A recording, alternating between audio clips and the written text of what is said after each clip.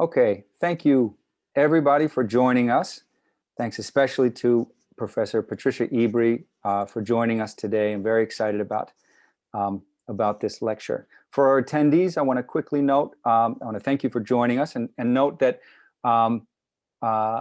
throughout the talk, you can feel free to type questions into the chat. I will sift through those and ask Professor Ebrey your questions at the end of her opening remarks.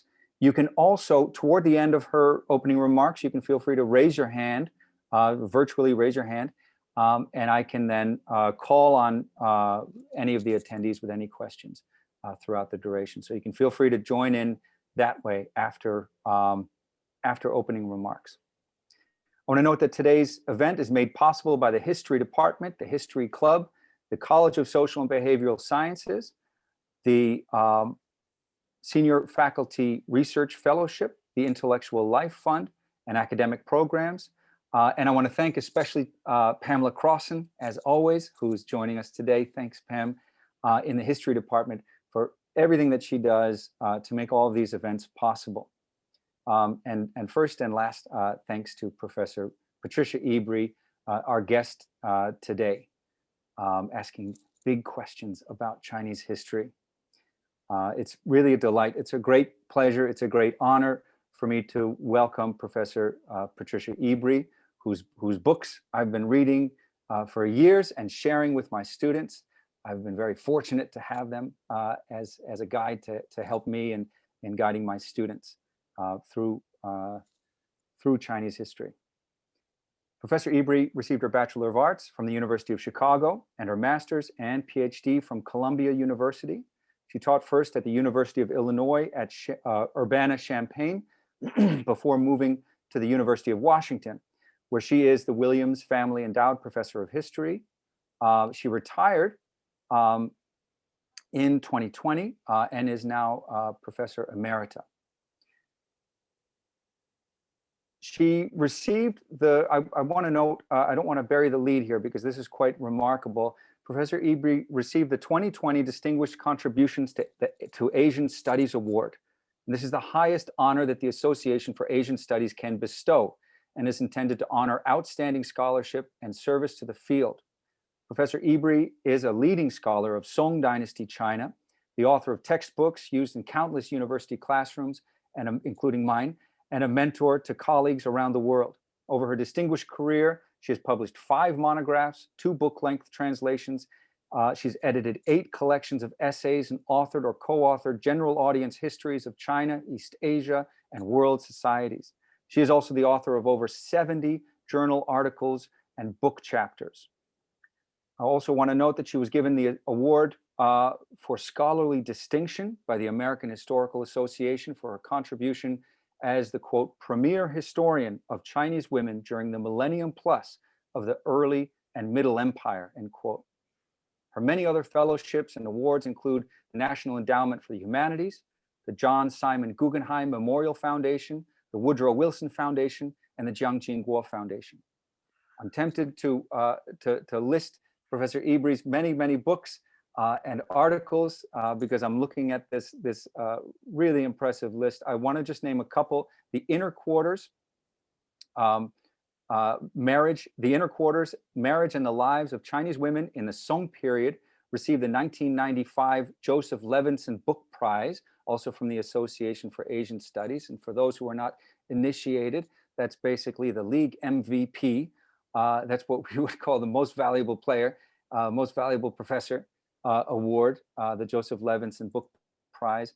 And her 2008 work, Accumulating Culture, the collections of Emperor Huizong, received the Smithsonian Institution's 2010 Shimada Prize for Outstanding Work of East Asian Art History. I'll be sharing a list of Professor Ebrey's, a selection of Professor Ebrey's books, as well as her faculty profile in the chat for anybody who wants to click through and learn more about these works and Professor Ebrey's extremely impressive and enormously impactful career on the field of Chinese history. Please join me in giving a virtual welcome to Professor Patricia Ebrey.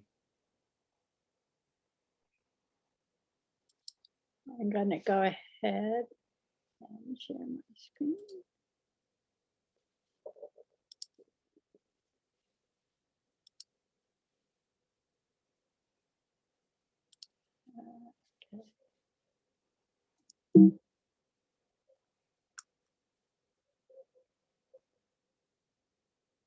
I'm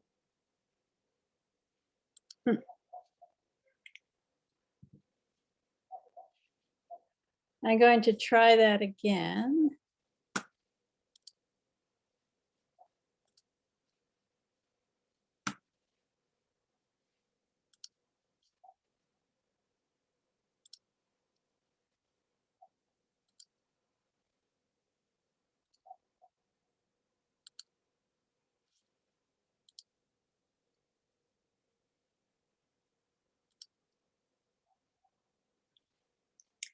Okay. Jeremy, can you hear me? Is this working right? Yes, yes, I can. Thanks. Okay. So I wanted to start by saying why I am taking such big topics. And usually when people work on Chinese history, whether they work outside of China or inside of China, they end up asking the sort of questions that Chinese literati asked over the years. Why did this policy fail? Why did someone write this way? But there are different questions that are important if you are coming to China from the outside, which would not have necessarily seemed things that needed to be answered if you're coming from inside China. And certainly one that people say who teach world history will regularly ask is, why is China so big? So I think, we should stop and think a little bit about the difference in the size of countries. What does it mean? What should we make of it? There are some very small countries that are stable. Denmark, Canada, even Australia, Portugal. And then at the other extreme, we have the very large countries. China with 1,400 millions, India almost as large, and then there's a big drop, US, Indonesia, Brazil, and so on. In the Chinese case, though, we should also recognize that this is overwhelmingly because of the size of the group that is considered Han Chinese. In millions again, 1,221 by recent records, and the other ethnic groups that occupy the PRC are so much smaller. So that when we talk about the size of China, we're really talking in terms of population, we're really talking about the Han Chinese. And this makes the Chinese case different from the Indian case, where there's separate language families that are quite large. There's Muslims and Hindus. There's big differences in castes.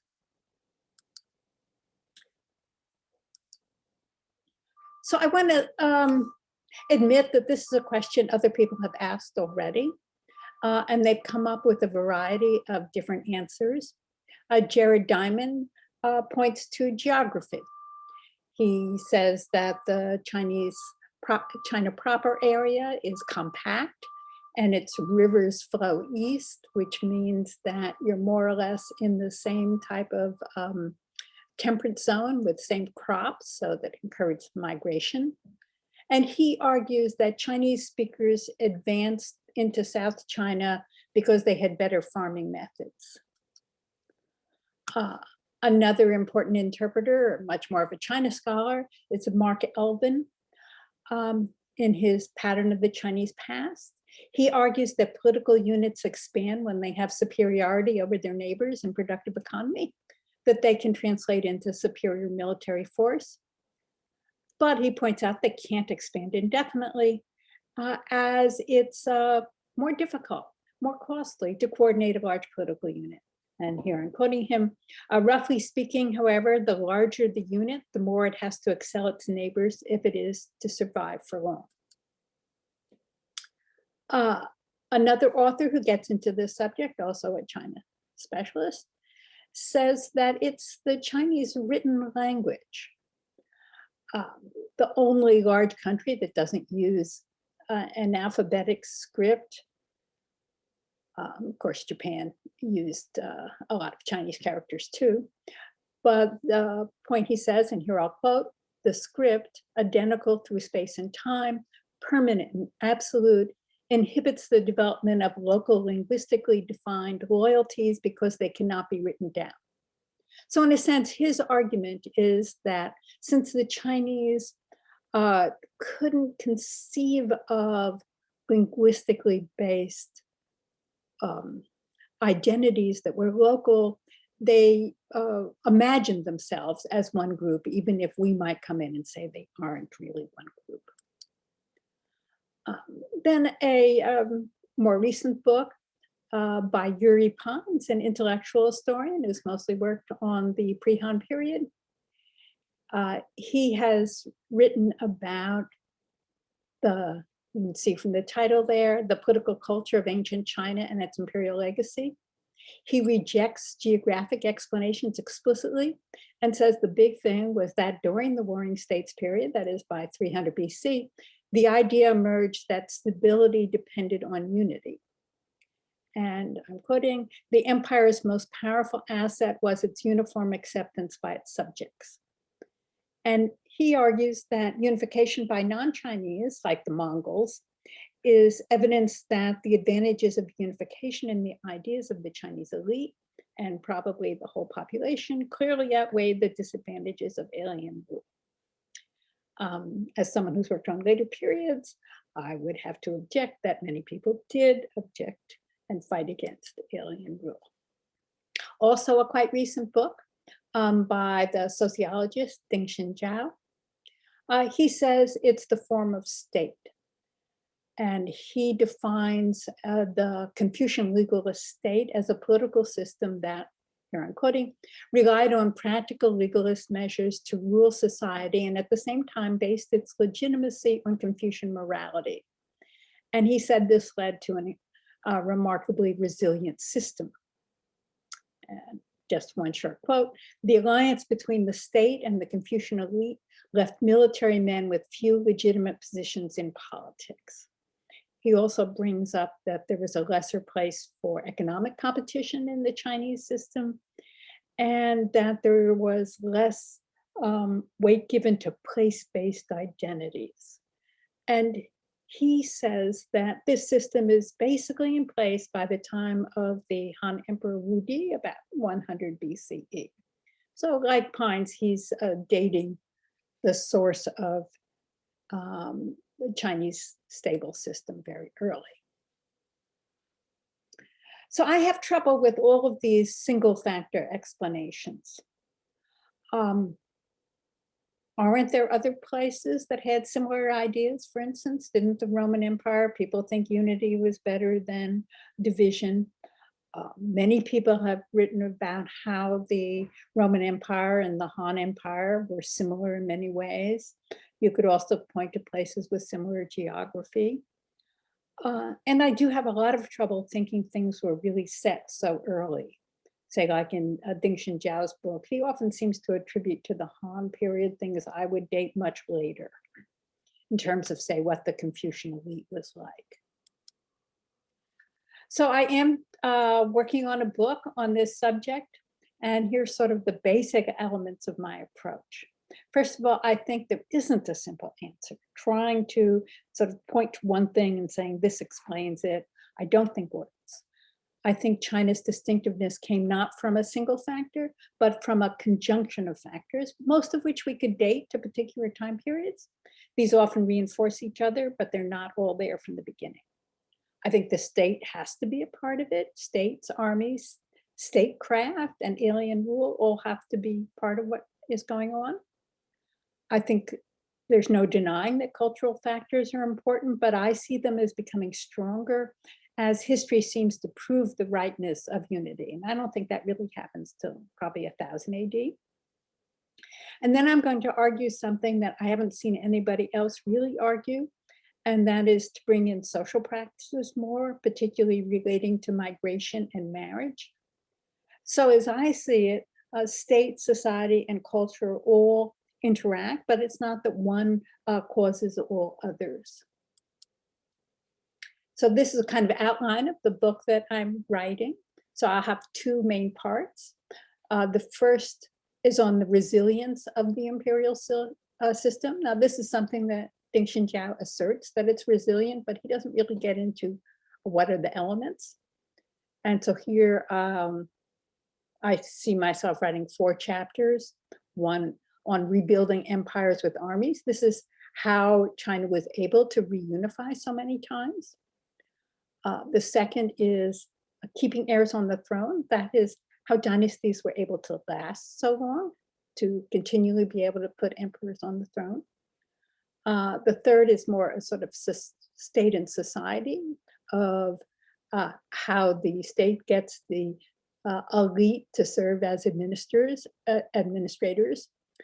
And the fourth is ruling ethnic others, looking specifically at cases where we have non-Chinese rulers. But the second part, I'll switch gears and look at the growth of the Han Chinese population. Now, I do think that large unified states had a lot to do with the expansion of the Han Chinese population, but I don't think it's the only thing.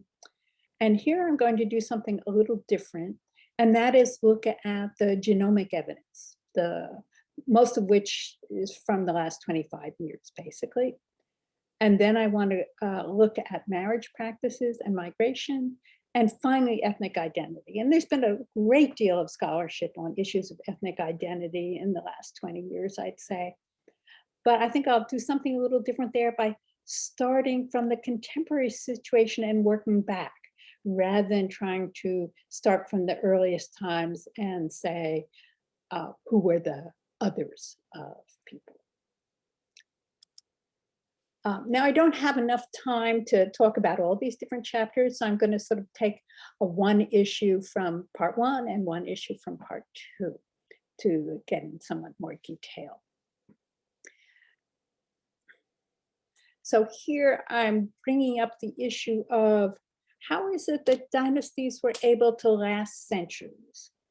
If we look across the world, very often dynasties will die out or be overthrown or have internal coups. A century or so, they can maybe go through 3, 4, maybe 5 generations, but they don't continue for 12 or 15 generations, where some of the Chinese dynasties do. So I think the fact that China was able to have long-lasting dynasties is pretty big. We've got the Qin Han, about 4 centuries, Sui Tong, 3, Song, about 3. The Yuan, the Mongol dynasty, is relatively short, century and a half, but Ming and Qing are also around 3 centuries. So I think when you have dynasties lasting that long, that does lead to greater cultural sharing, because you've got a center that's sending out officials, much more sort of sharing across the elite and then from the elite down during these longer periods of stability. And they were also able to get physically larger by gradually adding more territory.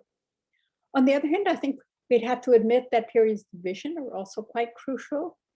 And I've listed 4 of them there. You can often argue that more new elements are able to enter the culture during these periods, certainly new ethnic groups.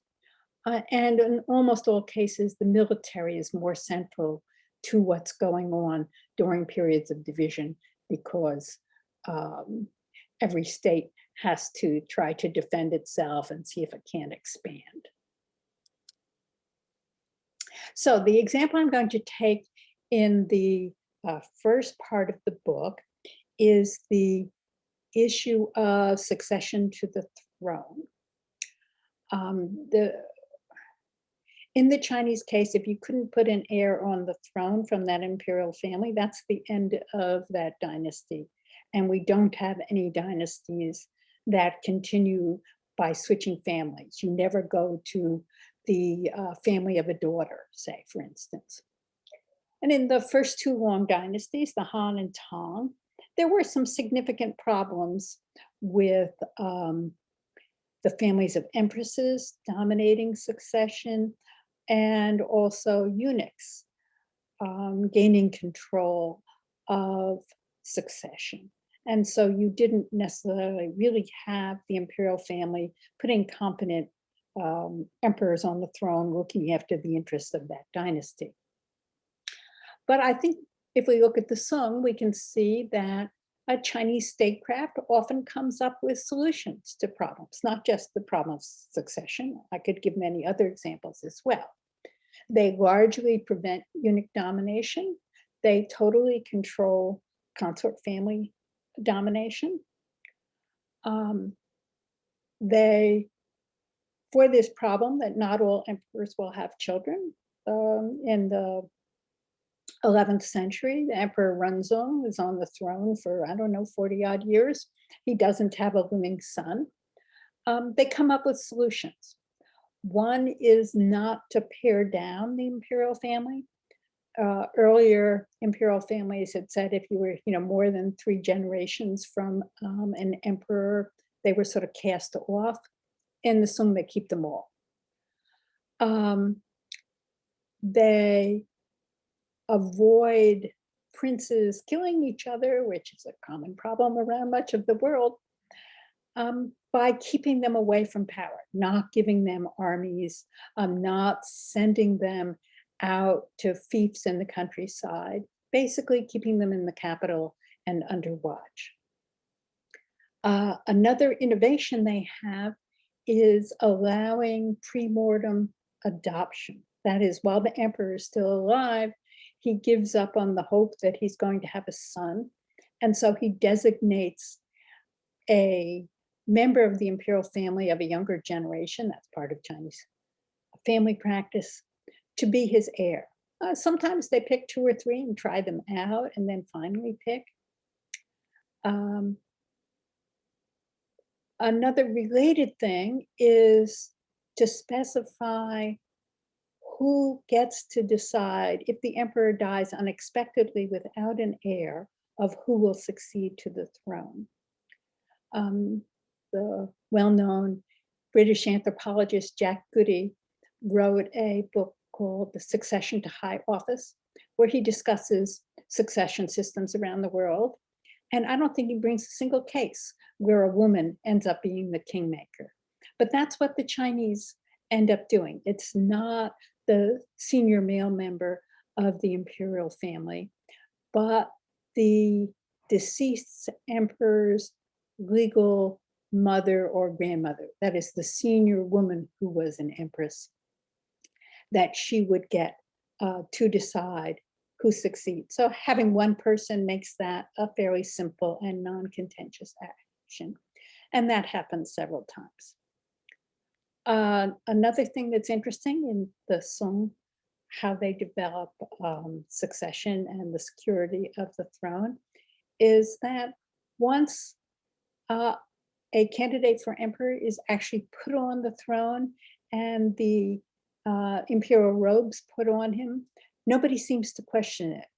You don't get his brothers. In several cases, there are brothers who could have been candidates, raising armies and coming in and trying to physically kill him or take him off the throne or anything like that. And I assume that's partially because the guards in the palace, the eunuchs in the palace and so on, have come to accept if somebody's put on the throne and it's done with the authority of the senior empress, he is the emperor. The Song throne also does quite a bit to build up popular support. And a lot of this, I think, is through ritual, that they have processions through the capital. People see the imperial carriage. They probably don't see the face of the emperor, but they know the emperor is in their carriage, go to major ceremonies and things of this sort, so that we do have the case in the Song where the whole imperial court is taken captive by their northern enemies, the Jurchen, and the populace very much rallies around the cause of the imperial family. So we've got pretty strong evidence that they have built up not just support from the elite and from office holders, but certainly the populace in the capital, and so far as we can see, in many other places as well. Okay, so for the second part, where I look more specifically at the expansion of the Han Chinese, I'd like to tell you a little bit about the genomic evidence that I've spent a fair amount of time in the last couple of years trying to teach myself enough to understand this. And so some in the audience may know a lot about this, but there's probably some of you who don't know too much at all. So I'll go over some of the very most basic. Early on, from the 90s, people were making progress in seeing the, say, movement out of Africa and differentiation of genes through these sex-linked haplogroups on the Y chromosome and mitochondrial DNA, Y, of course, being male and the DNA female. And then as we get into the early 2000s, they begin to get some evidence from ancient DNA. And we also, of course, get the sequencing of the whole human genome. And by now, there is enormous amounts of genetic evidence that has been found and published. One of the things we'll see with this, and I'll give you some more detail, is the expansion of the Han Chinese is not, like Diamond said, with the development of agriculture, but much more with the state.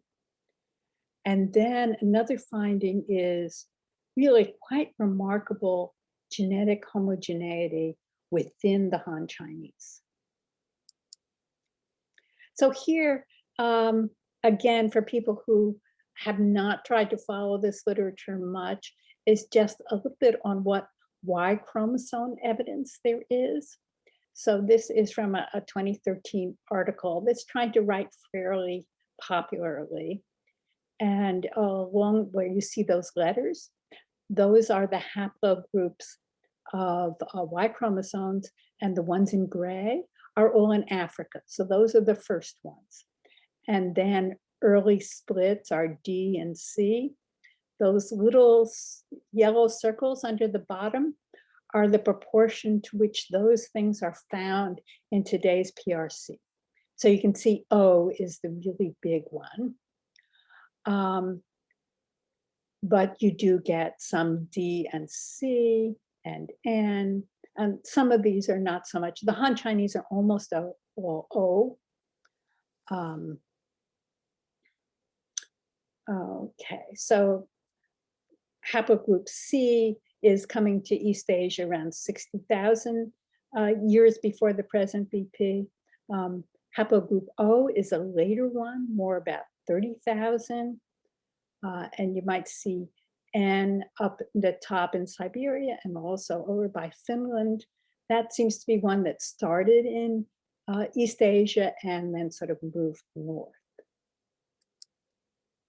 So I'm going to tell you a little bit about 3 articles that I think make the case pretty clearly. A 2004 article, Genetic Evidence Supports Demic Diffusion of Han Qulture. All 3 of these are by Chinese authors. The first 2 definitely in China, the third by a Chinese working in the US. The 2014 one has a very provocative title, Why Chromosomes of 40% of Chinese Descend from 3 Neolithic super-grandfathers. And the 2018 one is the one that shows this high level of homogeneity. So here's this early one. It's from a group headed by a bunch of different universities in China, but the lab at Fudan University in Shanghai is sort of the lead group. And here they're making an important distinction that geneticists had been making between demic diffusion, where culture and language spread because people move, and cultural diffusion, which can occur with little genetic exchange. For instance, religions will spread without the people migrating. And for Europe, there's been the current understanding is that populations were replaced several times. The original hunter-gatherers were replaced by farmers who came in from Anatolia. And later on, you get the Indo-Europeans coming in with horses and carts, maybe from the Caucasus or somewhere like that. So that that would be a kind of demic diffusion. It's the people coming in that are bringing languages and culture. So what they report in this article is that the Northern Han and the Southern Han very much share the same Y chromosome haplogroups. That the peoples who had been in South China before these major migrations do not seem to have contributed much to Southern Han Y chromosomes. But they find something different with mid-DNA, where there's contributions from both the pre-existing population and Northern Han. So among Southern Hans, you see both kinds. So, and here I'm quoting, our genetic observation is thus in line with the historical accounts. The massive movement of Northern immigrants led to a change in genetic makeup in Southern China and resulted in the demographic expansion of Han people as well as their culture.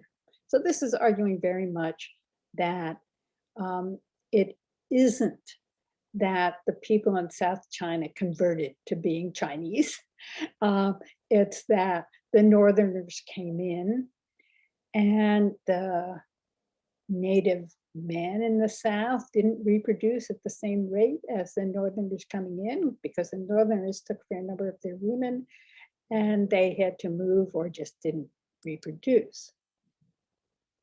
Okay, so this 2014 article, and the difference between 2004 and 2014 is big in the history of genomic science. So you've got much, much more data.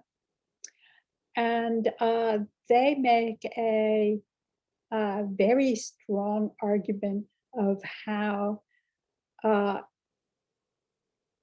so many people are descended from these clades, all within the O3, but particular ones. And this is because they can trace back the genomic evidence much more fully today.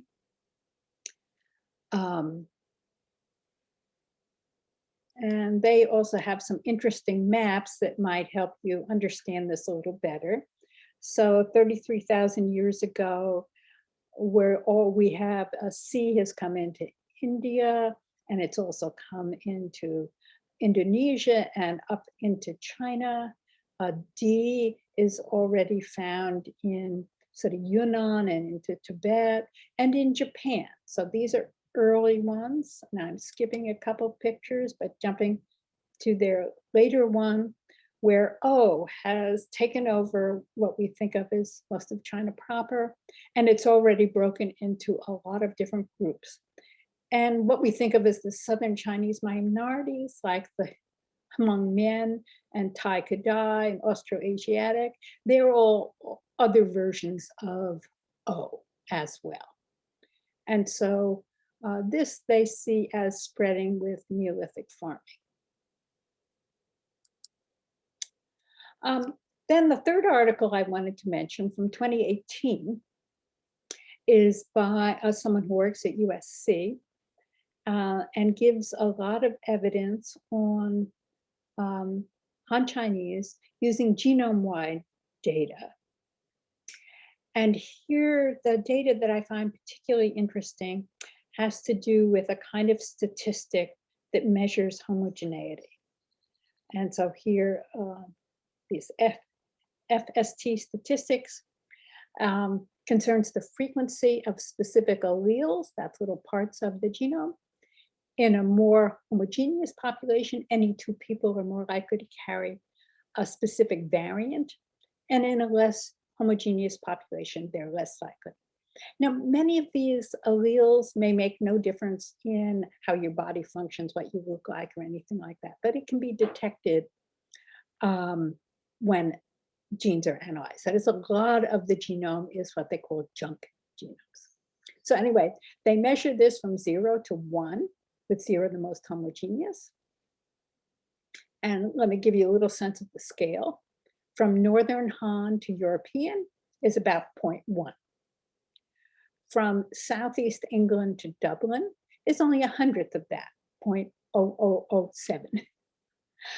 But different provinces of China, especially if they're next to each other, is even lower than England to Ireland. And these are much bigger places than England and Ireland, rounding to 4 zeros for, say, the central province of Henan, with northern provinces of Heilongjiang, Jilin, Liaoning, central ones of Hebei, Shandong, Shanxi, and Anhui. And then you can take a southern tier is more or less the same. The one south of the Yangtze also usually. So here I've given you some statistics to see this again. So if we go from Africa to Native Americans, that's as far as you can go. And we multiply the FST by 10,000, we're talking about 3,000. Africa to Han Chinese, almost as much. Mongols, particular group of Mongols and Tibetans, 172. Within Europe, we'll have cases like Northern Italy and Germany, about 50. Within India, caste makes a big difference because people shouldn't marry across castes. So you take one area in Northwest India, high caste and low caste are about as far apart as Italy and Germany. There are some places in China where different provinces are heading into that range. Guangdong in the far south and Shanxi, 3 provinces further north, about 25. Similar east and west, Hebei and Gansu, you can get significant. And then we start getting really low. I've only given you 3 there that are totally zero, but there's like 7 or 8 of them in his list that are just at a 0 level. So lower than you can find, different parts, different counties in Denmark will be significantly higher than that. So how would we explain this finding? Why would the Han be so much more homogeneous over such wide geographical area? I think the evidence we're seeing is it's not that non-Han decide to become Han, or the genomes would be more varied. Certainly one issue is migration, already brought up in the 2004 article. And this is something historians have collected tons of evidence for. And so it's something that can be written about at length. And then I think we should also bring in marriage practices. I haven't seen anyone else bring this subject up. And so that's the one I'm going to talk to you about a little, see if I can convince you this may be relevant. And then ethnic identity definitely has to be brought into the issue. It's something, as I mentioned before, people have been studying, but it's something that also certainly develops over time. Okay, so here's the issue with marriage practices. In many parts of the world, there is considerable endogamy. That means marrying close relatives. You can also call it consanguinity. It's especially pronounced in Arab areas, as this map shows. So what do we have with endogamous societies? Many Muslim countries encourage close kin to marry. That is, marrying cousins is considered very good. It doesn't matter whether they're cousins on the mother's side or the father's side. And then many tribal societies, you only marry within the tribe, and some tribes are fairly small. In the Indian caste system, you only marry within your caste. Those of you who know some European history would know that aristocrats are under a lot of pressure to marry other aristocrats. Royal families, until very recently, married other royal families. There's been a lot of talk about the British royal family marrying basically commoners today, but if you went back to the time of Queen Victoria, the royal families of Europe were all intermarrying still. Now, when you have a system like that, that can make it hard to marry if you're only supposed to marry somebody at your higher level. And so you get a fair number of people who don't marry because a suitable match couldn't be found. So what makes China different? Well, one is that virtually all women married, and they married relatively young. Most findings are in the range of 18 to 21. Then you don't have this aristocratic or caste type system where the elite keeps its genes within its own elite group because of the widespread practice of concubinage. That is, besides a wife, a man could have another legal mate brought into his house, legally recognized, but ordinarily of much lower social background. The other thing is the elite was not confined to one small section of the country. This is because the elite, whether they're merchants or officials, but especially officials, were assigned all over the country. If the official was leaving his wife behind to look after his parents, he very likely took a concubine where he had a position. And so she comes from a different part of the country. And the elites would also marry with other members of the elite where they met while in the capital, in a capital post, or in a post elsewhere. Men might meet in the Imperial University and promise to marry their children to each other, 15 years later when they're old enough to marry, so that the elite does spread its genes geographically rather widely. Then I think an interesting issue here is the Chinese certainly had rules about who one marries, but they're who you should not marry rather than who you should marry. And that's the surname exogamy in China. That's the basic rule. The most important rule is you shouldn't marry anyone with the same surname. And this was held true even if there's no common ancestor in 1,000 years, or even if there's no common ancestor ever, because that name had been given to people who became supporters of the imperial family, or it's a common kind of name that started in more than one part of the country. The second rule is you have to stick to a generation. You can't marry a matrilineal or affinal relative of a different generation. That is, surname exogamy is strictly patrilineal. So you cannot marry a woman who has the same family name as you, which is a patrilineal name. You could, in theory, marry your mother's brother's daughter or your father's sister's daughter, and that would be a first cousin, and that sometimes happens. But you could not marry your mother's younger sister or her cousin that was of that generation, even if she was 5 years younger than you, if they count as aunt or uncle or cousins of that generation. So that's restricting the number of people you can marry. And then if you consider that China really didn't have all that many surnames, and the biggest three, Wang, Li, and Zhang, each have about 90 million people today, that's a lot of people you're not allowed to marry.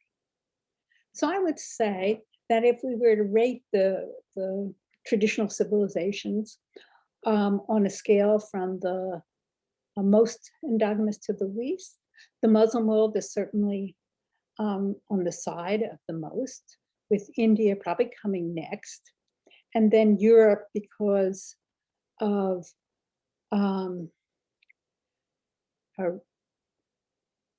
ranking and not because of Christianity having concubinage at the same level, with China coming last. So I just mentioned concubinage, and this brings us to what the geneticists call social advantage. So in the non-Christian world, a powerful man could potentially father a lot more children. And this kind of social advantage increases genomic homogeneity. That is, if one man has 10 offspring and others have one, that the one with 10 offspring is going to have a bigger impact, and that will lead to higher levels of homogeneity. And where people have talked about this most is with Genghis Khan. At one point, people were saying, he provided the Y chromosome of a big chunk of the world's population. Then others have, questioned that, but there's no doubt that the conquering Mongols did contribute a lot of Y chromosomes out there. And we can see this very well documented in the case of Chinese imperial clans. So in the Song, we can see by the 6th generation, so about 150 years, there already were 5,155 males who were descended from the first emperor's father. And we can multiply it out, and we'd see that if each had 3 sons who survived to reproduce, and after all, that means at least 5 probably, because not all children survived to reproduce, they'd only been 729 by the 6th generation. So you needed to be more than 4. 4 only gets you to 4,000. Remember, those are surviving to reproduce. So we're talking about 7 or 8 sons, probably. With the case of the Ming, we have statistics up to the end of the dynasty, again, around 300 years. The first Ming emperor had 26 sons. And by 1600, there were about 100,000 members of the imperial clan. So, even not being Genghis Khan, you can have a disproportionate effect. Then we've got a lot of genealogies that cover the last, say, 400 years or so of Chinese history. And there, several people have studied this and showed that there seems no question that the rich get children. One, Steve Harrell wrote an article with that in the title. Part of this is because of concubinage, the poorest men often have trouble finding any wife, or if they can, they've had to wait longer, so they don't have as many children. And probably equally important, the better off are more likely to marry if their wife dies. And of course, women did die in childbirth in fairly high numbers in pre-modern times, so that if you live to 60, there's a good chance you remarried because your first wife died. And certainly the better off are much more likely to take concubines. It does cost money. So here I think there is a contrast with Christian countries. Certainly it doesn't mean that rich men in Christian countries didn't father children by more than one woman, but the children counted as bastards. They didn't have the same level of social status. So it is a different system where the Chinese system, the sons of concubines have just as good a chance of doing well as the sons of wives. So I wanted to end up by raising the issue of, is there some contemporary relevance to this? I know many of you are more interested in the contemporary world. So one thing that's worth thinking about is, are large, strong, long-lasting states always the best? And how would we measure that? I mean, I think somebody could argue that mid-19th century China, would it have been better if the Taiping Rebellion had succeeded in the 1850s and you'd had a new strong dynasty come in with that? Maybe Chinese would have been better off than if the dynasty continued to fill out its almost 3 centuries. A different kind of question would be, can China today benefit from its long tradition of tinkering with ways of governing? I mean, one of the arguments I want to make in this book is we have to give credit. One reason why states survived long is the Chinese were pretty good at coming up with ways to solve problems in governing. Statecraft was highly developed. And then a third question is a little different one, and that is studying when and how China as a country and the Han Chinese as an ethnic group expanded, is this today politically sensitive? Does it make it possible to imagine other outcomes? I'm sure anyone who reads the newspapers knows there's been a lot of discussion of the situation in Xinjiang and the Uyghurs. Is this something that we need to be aware of when talking about these kinds of issues? And I'll end it there and welcome questions. Thank you very much, Patricia. That gave a lot to think about. Big questions indeed, and I really appreciated how remarkably interdisciplinary this work is, and this is something that your career has really embodied in a lot of ways. As you mentioned, the anthropology phase, and going into different disciplines, and now talking about genetics as well. I think this is really exciting. I want to remind our attendees that you can feel free to raise your hand or go ahead and type in a question. If you want to raise your hand, I can unmute you to ask a question. I'm going to go ahead and allow folks to start their videos if they like. If you want to turn on your cameras, feel free to do so. And I'll allow you to unmute on a case by case. So please just raise your hand and you can jump into the conversation that way. Sometimes when I unmute everybody, then everybody's sort of caught off guard, and there's a bit of a cacophony there. So please do raise your hand. Just click the reaction button there, raise your hand. Patricia, if I could start with a question. I mentioned when we were chatting before getting started the series of lectures from Professor Fred Wakeman from, I think it was 04, 05. He explored some of these big ideas as well, and sometimes in really similar ways, but not with this really exciting interdisciplinary aspect to it. And I'm really excited about that. And there was something that he mentioned that I think you will certainly have some insights on, and that is these ideas, the speaking of big questions, of rupture and continuity. And as a modern historian, I look a lot at these ruptures, but also in the 20th century, in the 19th and 20th centuries, on the creation of identities, creations of national identities. Certainly in Europe in the 19th century, and China at the turn of the 19th, 20th centuries. And I was wondering what you thought about the degree to which this theme of stability and continuity is part of the nation building project.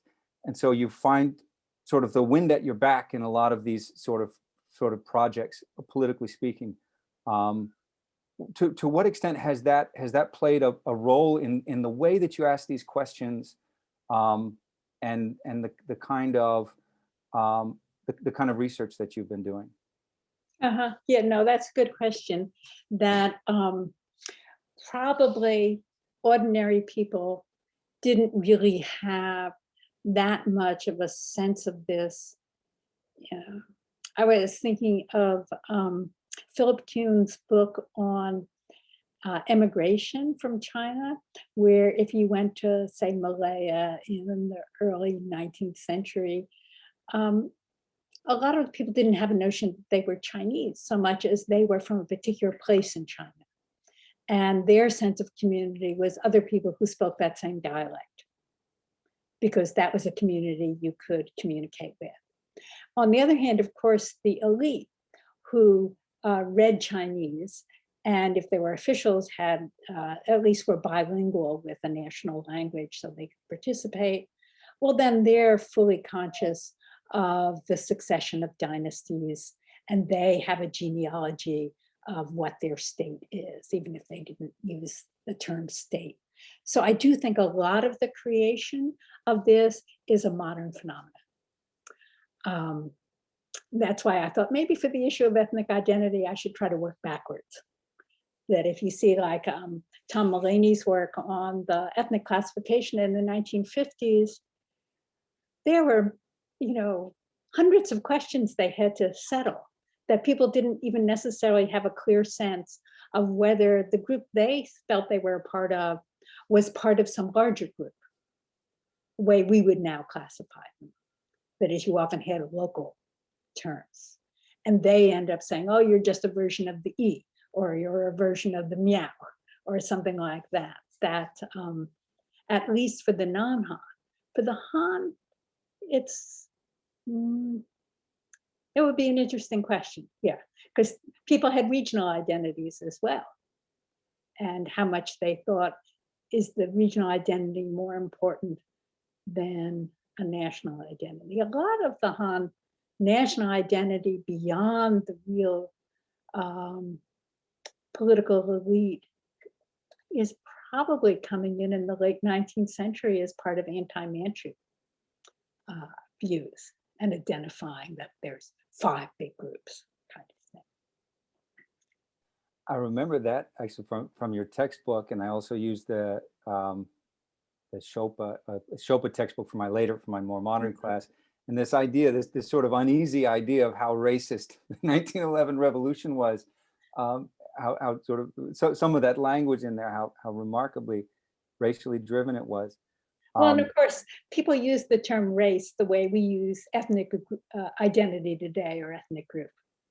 Because I don't think it carried quite the racist view that what we mean by racist today. Right. Yeah, and that the sort of in-group, out-group, the power of that. I've got a question from Jaime Gonzalez. A scandalous question, I think. Jaime asks, is concubinage still practiced today for the purpose of social advantage? Okay, now that is an interesting question. It was made illegal,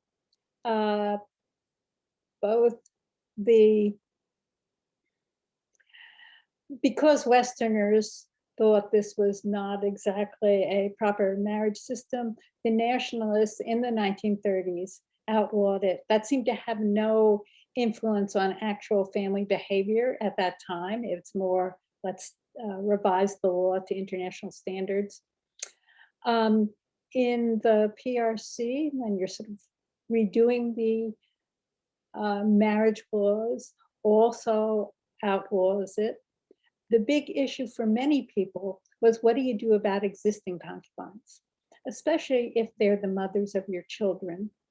And so that was somewhat controversial. So like in Hong Kong, they let existing concubines and their children stay in the house, but you weren't supposed to contract new ones.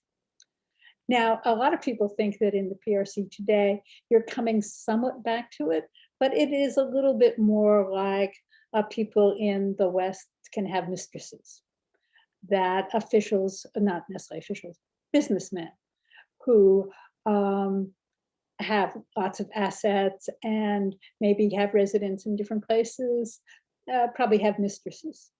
Many people have thought some of the Taiwan businessmen who live in the PRC take local mistresses, and so it's been an issue in China. Should you recognize, give them marriage rights and rights to support and things of that sort? It's a little bit more like the old concubinage system. But one answer is that it's not legally recognized today in PRC, Taiwan, Hong Kong. Thanks, Patricia. And last week we had Stanley Rosen talking about the Chinese film world, and from USC, and he mentioned the example of Zhang Yimou, who famously got into hot water, not for his, well, he did also for his filmmaking, but for his numerous children with different women. So that's always they can always fall back on that sledgehammer for some of these more prominent figures. Right. Actually, I had a couple other questions, but I have another one from Mary Brownlee. Could you elaborate a little more on the role of the Empress in choosing the next in line? The Empress have to say. This does happen several times in the song, but the case I know in the most detail, because I wrote a whole book on Emperor Huizong, is his older brother, who is emperor, came to the throne as I forget, 10 or 11, something like that. But at 26, he dies. No one really thought he was going to die, so they hadn't set an heir. And it's his legal mother, not his, what the Chinese would call birth mother, who then becomes the kingmaker, you could say. She's the one who gets to pick among his 5 younger brothers. His own birth mother would much prefer one of her younger sons, but it is his legal mother who picks Huizong. Huizong's own mother is not alive, so you could argue that maybe she preferred to have somebody who did not have a living birth mother become the next emperor. But once he's on the throne, the birth mother, the previous emperor, makes some efforts to try to see if this couldn't be reversed, but she's not successful. So that would be one case. And there's several others in the Song where you could analyze it in terms of the individual's judgments. She claims that he's the smartest, which he could well have been. But it does seem to be that was a way. They invite in the high officials, the Council of State, to come and look at the dead body so that you can prove, yes, that emperor has died. And the empress has to have a screen put up so that the officials don't see her face, because this is a period of seclusion of women, but they hear her voice and they discuss what is to be done. And she does sort of need them to consent, but that's what they do. That was great. Great question, Mary, and a really cool answer. Thank you, Patricia. I had a question, if I might, about the Song, because again, as a modernist, this is I'm really excited about learning more about this. But the Song is such a fascinating dynasty in Chinese history, that there's the Tang on the one side and then the Yuan on the other, and in the middle there's this period of the Song. Can you talk a little bit about how your work on the Song specifically led you to these big questions, and what it is about the Song maybe that is there a distinctive character of that particular period from about the 10th to the 13th centuries? Yeah. Okay. Yeah. No, that's interesting. So my dissertation was on the earlier period, a Han to Tang period, and then so I finished that in 75 and it was published in 78. So after I finished that, I was very influenced by family history that was being done in Europe, on Europe. And I thought, well, this would be something interesting to do in China. We all think that China was family centered, but what's our evidence? But looking at the sources, it seemed to me there were so many more sources for the Song, and that's because printing comes in. So that the number of collected works, you go from a couple dozen collected works from the Tang to hundreds of collected works that survive from the Song. And that means also a very useful kind of source, which is funerary biographies, where people then, they'll say who they married, who their mother was, as well as their father, and several generations of ancestors and their children, sometimes who their children married. You can reconstruct families from that kind of source. And then collected works provide many other things you can use, like letters and anecdotes and stuff to help you understand. So through much of the 80s and into the 90s, I was working on both family, kinship, and then more women's history kind of issues, marriage and its relation. So that's what brought me into Song in the beginning. Though I'd also have to admit that I've always had something of an interest in art as well, and the Song art was always very appealing. We have so many more paintings that survive from the period, and the aesthetic of the Song, both in ceramics and painting, I always found appealing. So I was comfortable with the less martial, more civil side of what we knew about the Song. I do feel that there's, to me, a wonderful book is Ron Egan's biography of Qulture, Word, Deed, and something or other in the life of Qulture. That anyone who reads about Qulture, this is a person you would have loved to have known. And you can say so much more about him than anyone in Tang, because in modern punctuated editions, I think there's about 5 volumes of poetry and 5 volumes of prose. Some there's just so many more sources as we get later. And, you know, the Ming and Qing people will say, well, we still have so many more sources, but I'm never going to get to read all the Sung sources, so I didn't feel I have to move forward. Thank you so much. And I definitely share your fascination with Susha. I'm going to check out the Ron Egan biography. As a Hainan historian, I love Susha as well. He's one of the few officials who is exiled there and makes the most of it, and really gives us some really delightful poetry of his exile in Hainan and his interactions with the local people, particularly the Li people, the ethnic Li people there. And so that's yeah, definitely share. I'm also a fan. You mentioned art, and actually I was just speaking with Mary, who's in the session. Not to put her on the spot, but I'll ask on her behalf. She's interested in women artists, and this is certainly off the main topic. But just before we wrap up, I wanted to ask you a little bit about that, and if you had any thoughts about somebody kind of embarking on a combination of art and art history and women artists. Are there certain periods in China where she should look particularly for the work of women artists? Or are they going to be anonymized in certain periods? Or how Yeah. do you have any thoughts about sort of embarking on that work? We don't have much in the way of surviving painting and calligraphy from women in Song times. There's a few people who are mentioned as doing this, but not so much in the way of surviving work.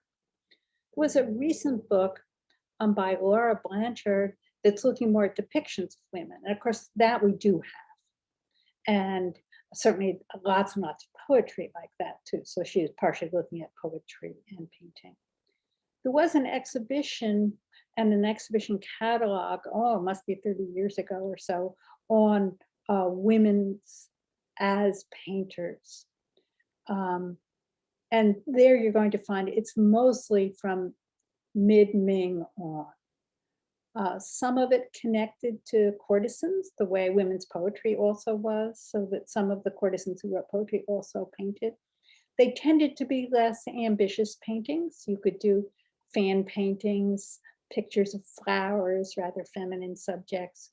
I don't think there's any real masters of landscape painting that are well known that are women. James Cahill, one of the sort of great scholars of Chinese painting, also wrote something that could be worth thinking about, and that is women as viewers of paintings. That is, even if they didn't make that many, they did hang them in their homes. And we can see that in paintings and in prints, and sometimes in fiction. That is, you could see, I think, it's a Jinping Mei or Hung Meng, I think, where you have a discussion of a woman coming in and talking about the paintings that are hanging up. Thanks for that. Mary followed up, any portraits by women artists? And portraiture was not quite the same tradition that it was in the West. Not that I know of. Right. The biggest trove of portraits of women are of empresses. Mm-hmm. And there we have pretty good selections from some period on. National Palace Museum in Taipei has most of these. And the women's portraits and the men's portraits are the same size because they would be hung for ancestral rites. And so these are very straightforward, usually either straight face on or 3/4 view, dressed elaborately, clearly trying to capture people's physiognomy. If they lived a long age, you know, their hair may be gray, that kind of thing, and sort of tell that you're painting an older person. Informal, you do get, right, this distinction between ancestor portraits and other pictures. Other things tend to be not so much face oriented, but maybe sitting at a table out in a garden, something like that. And that's mostly Qing. Richard Vinograd wrote a book on development of portraiture, and I'm pretty sure there's some of women, but not the majority, or maybe a quarter of his pictures might have been of women at the most. But portraiture by women is more or less unheard of. As you say, landscapes and portraiture, these were very much sort of the male domain, and women were doing nature, some nature, flower and fan paintings. That was sort of the norm. Paintings, bamboo would be fine. Yeah. Okay. And even the portraiture, I think I would distinguish between an awful lot was a professional painter for, say, the ancestral portraits, that as opposed to literati painters. Thanks. And a thank you from Mary, and a thank you from Pam, who had to just sign off as well. This has been really exciting. I'm excited about where this is going, and the splash that this is certainly going to make, this larger project that you've been speaking with us about. I want to welcome our participants one more time to submit any questions. And in the meantime, I want to thank Professor Ebrey for making the time to join us today. It's really been an honor to hear about your work, and an absolute delight. Do you have any closing remarks? Any closing thoughts for the group, Patricia? No, probably not. Well, it's really terrific, and thank you from Jaime Gonzalez as well. This is exciting. I'm going to be on the lookout for this this project coming to fruition, and thanks from my colleague Jim Fenelon as well in the chat. So I can't thank you enough, Professor Ebrey, Patricia, for joining us today. I'll be in touch over the coming days, and we'll wrap things up. But in the meantime, thank you so much. Have any suggestions on my project? Feel free to send them to me. Only I can't wait, and I can't wait for the splash. Thank you so much. Okay, bye-bye. Thanks, Patricia.